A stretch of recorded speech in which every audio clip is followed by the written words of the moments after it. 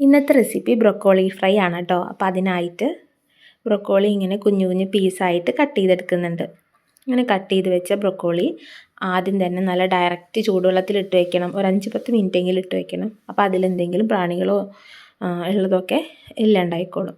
അതിന് ശേഷമാണ് നമ്മൾ പച്ചവെള്ളത്തിൽ വാഷ് ചെയ്തെടുക്കുന്നത്.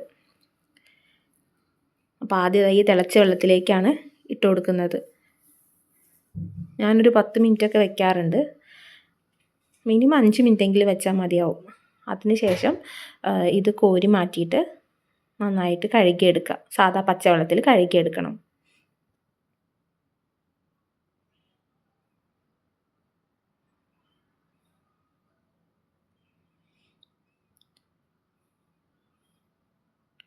എന്നിട്ട് ഇതിലേക്ക് നമുക്ക് പൊടികൾ ചേർത്ത് കൊടുക്കാം. കുറച്ച് മഞ്ഞൾപ്പൊടി, ഇത്തിരി ഉപ്പ്, പിന്നെ കുരുമുളക് പൊടി, പിന്നെ വേണ്ടവർക്ക് കുറച്ച് മുളക് പൊടിയും കൂടെ ചേർത്ത് കൊടുക്കാം. മുളക് പൊടി ഓപ്ഷണലാണ്, ഇല്ലെങ്കിലും കുഴപ്പമില്ല. പിന്നെ ചെറിയൊരു പുളിക്കായിട്ട് നാരങ്ങ നീരോ അല്ലെങ്കിൽ വിനീഗറോ ആഡ് ചെയ്ത് കൊടുക്കാം.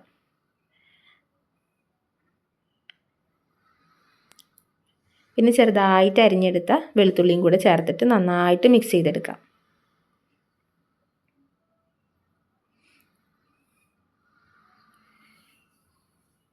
ഒരു 5 മിനിറ്റ് റെസ്റ്റ് ചെയ്യാനായിട്ട് വെക്കുകയാണെങ്കിൽ നല്ലതാണ്.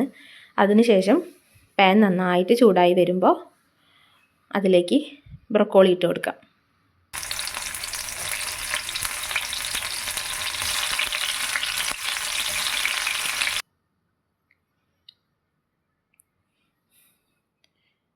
എന്നിട്ടൊന്ന് തിരിച്ചും മറിച്ചിട്ടിട്ടൊന്ന് ഫ്രൈ ചെയ്തെടുക്കേ വേണ്ടുള്ളൂ.